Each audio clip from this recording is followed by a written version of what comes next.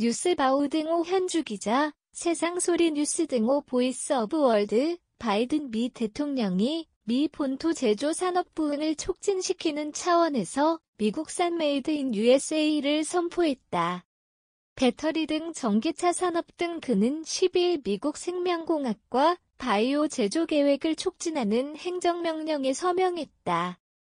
미국산이 아니면 정부 지원 제도를 없앤다.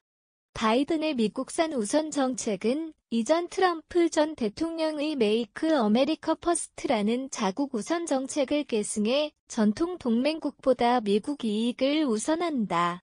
사실 미국 도움으로 중국이 경제 대국으로 성장하며 시진핑 주석이 아태 지역 패권국가를 선언했고 결국 원천 기술을 가진 미국과 기술 경쟁이 촉발됐다. 산업의 쌀이라는 반도체 칩 전쟁이 미중일 간 본격 궤도에 올랐다. 미국은 특히 중국 기술 산업 기반인 반도체 산업 육성을 고의적으로 방해했다.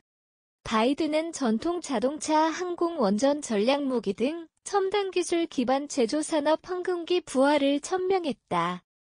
기술 강국 대신 미국 원천 기술을 다시 회수하겠다는 뜻이다. 바이든은 자동차 산업 부활을 목표로 14일 디트로이트에서 열린 북미 자동차 전시회에 참석해 자국 제조 전기차를 시운전하며 1조 달러 관련법 승인을 언급했다.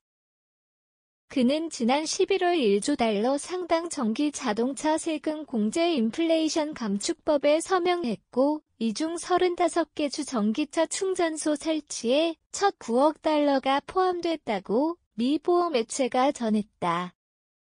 기술만이 세계 빈부격차를 줄인다는 얘기가 있던 시기가 있었고 미국은 노동력이 싸고 혐오시설인 제조업을 개발도상국에 넘기는 시대가 있었다. 중국 등 동아시아 지역의 값싼 노동력과 높은 기술력으로 지난 반세기 넘게 거의 모든 제품에서 메이드 인 USA 미국 제품을 보기 힘들 정도였다. 금융산업 등 서비스 산업을 주도하는 것만으로 미국은 세계를 주무를 수 있다고 판단했던 것이 오판이라는 사실을 지난 10여 년간 뼈저리게 절감했다. 특히 배터리뿐만 아니라 코로나 백신 처방의 약 등 바이오 산업 칩포어도 미국 내에서 생산하라는 바이든 대통령의 요구는 점차 강도가 강화되고 있다. 삼성 이재용 부회장, 현대 정의선, LG 구건모, SK 최태원 회장 등과 만났던 바이든은 미국 내 44조 원 투자를 성공시켰고 경제단체장들을 만나기도 했다. 러문드 상무장관은 이번 7일 500달러 대만 글로벌 웨이퍼스 공장을 미국에 유치했다. 해당 대만 반도체 회사는 대신 독일과 한국 공장 설립을 포기했다. 경우의 수는 칩포어로 바이든이 한일 두 나라를 방문했던 때 윤석열 대통령과는 반도체 경제안보 동맹을 주문했었다. 중국 소일 한미 일대만 사국이었다. 중국을 의식해 윤 대통령은 칩포어에 명확한 답을 내지 않았고 미 권력 서열 2인 전 낸시 펠로시도 만나지 않은 등 사실상 푸대접 상황이 연출되기도 했다. 11월 중간선거 승리를 위해 바이든은 최근 9일 국내 2,800억 달러 지원 반도체 산업 육성 법안에 서명했고 내친김의 바이오 등 BBC 위주 산업 의지를 밝혔다. 그는 5일 노동절 연설에서 미국 제조업 부활을 강조했다. 세계에서 가장 안전하다는 이유로 한국, 일본 전 세계 제조업이 미국으로 몰려오고 있다.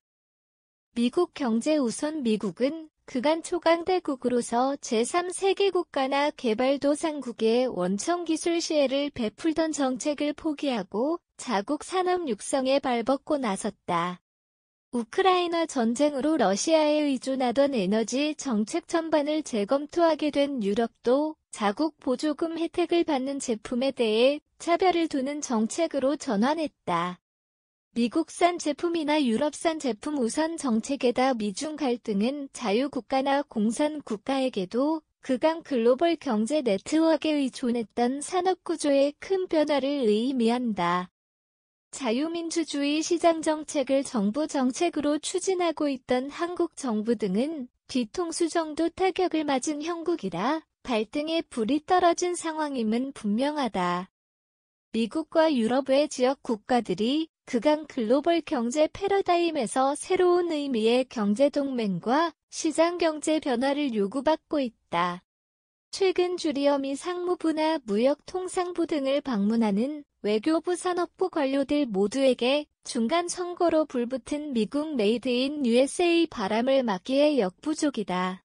이와 관련해 박홍근 원내대표는 15일 국회 기자질의에 정부가 시장 친화 정책을 강조하지만 누가 그런 고단수 정책 구상을 내는지 오히려 냉소적으로 바뀌었다. 조문외교를 앞둔 대통령 어깨가 무겁다. 시장경제 원칙을 앞세워 반도체 자동차의 약 9조 원전 등 전략기술 기반 수출로 국제시장 활로를 뚫으려던 그다. 한국 경제에 먹구름이 일고 있다. 이 닥친 시련에 대통령이 유엔 캐나다 방문에서 어떤 성과를 낼 수 있을까? 고물가, 고환율, 고금리 등 악화된 세계 경제에 모두 힘을 모을 때다. 현주 기자 사코파워 @아웃룩, 캄루즈바우.com